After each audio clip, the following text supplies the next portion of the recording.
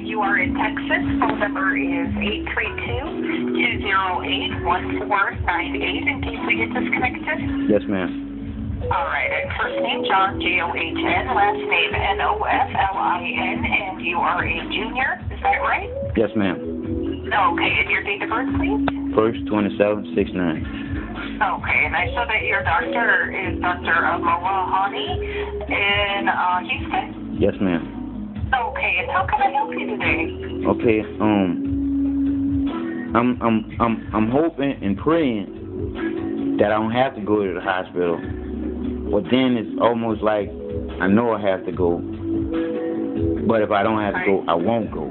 But I'm having real bad pains in my side and in my stomach. And the last time I was in the hospital, the doctor sent me home because I challenged him on something, and I'm assuming doctors think that they just that smart to the point where your body and what you can't take don't matter to them, to the point where they give you something to put in your body to hold down what your body is already trying to reject.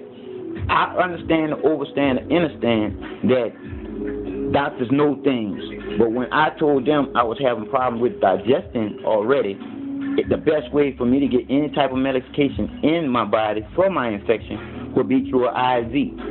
So after they did all of that, the doctor wouldn't give me my medication the way that my doctor prescribed my medication for me that I take at home, because he felt like it wasn't a medication that I should be taking. So I'm just saying all this here to tell you how I get the symptoms that I'm having.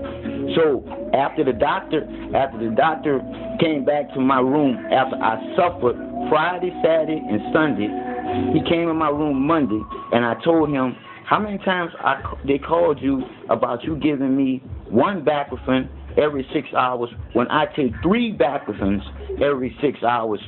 I told you from beginning how I take my medication, and he said, well, I feel like that's too much baclofen for someone your size. I said, hold on, man. If I've been doing my baclofen like this here, and my doctor has been giving me my baclofen like this here, who are you to change that? He said, I'm the doctor. So I went Friday, Saturday, and Sunday to Monday, and he said that I needed 4 more days of antibiotics. I can probably go home Friday. So when he came in there Monday, I said, say, Doc, you made me suffer through the weekend when you said you was going to fix my medicine like it.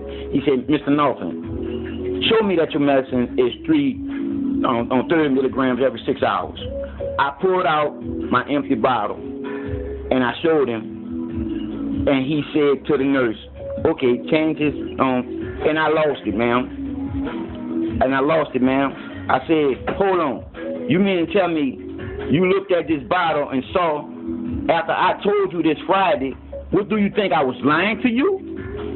I don't play games like that with my body, and you shouldn't play games like that with my body neither. You supposed to be a doctor, but y'all handing out medication like they M&Ms because it ain't your body they're going into. And that's when he said, oh, well, Mr. Noflin, I feel like you can, I check your charts. That's what he said. I check your charts, and everything seems okay, so you can take the rest of the medication at home. Do you hear me? And then he prescribed me with Cipro. I had already told this doctor that I was allergic to Cipro, man. I mean, not allergic to it. I was immune to Cipro, man, because of all the infections that I get. You feel me? So that's what's happening right now. I'm thinking that the infection done got way worse than what it was because of what they did to me. So what day were you released from the hospital? Like I said, I would have to go back in the notes, and I can easily do that. But I've been offered another medication that I end up going to the emergency room in a whole other town because of what's happening here with me and some investigation that you guys got going on with the hospitals and doctors that I'm dealing with here because of something that happened to me March the 5th, 2013, man. And again, August 27, 2013. I'm going through this whole thing, and I'm like, wow, it's already hard enough for me to live when the average human being could just throw their legs out their bed and stand up and face the world. I got to look at that wheelchair first and motivate myself to move in the world, man. and I'm being made hard just to live by not wanting to call 911 because of what happened to me March the 5th, 2013. I'm scared. So that's what I'm saying, man. I could be doing real bad in my body right now. And I'm scared to go to the hospital because I'm liable to die in the hospital because of what's being done to me when I go to these hospitals. And if you had a file to go look in, you will see where I went to 2 hospitals and they sent me home with a bowel obstruction.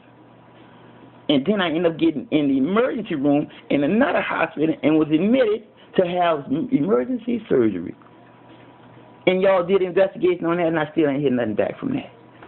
You see what I'm saying, ma'am? It's like, who really cares if I live or die? And I'm going through all this.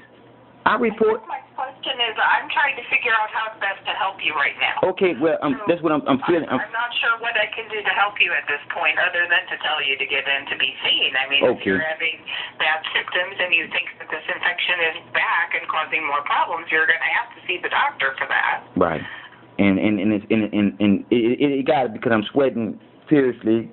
Yeah, I'm gonna go.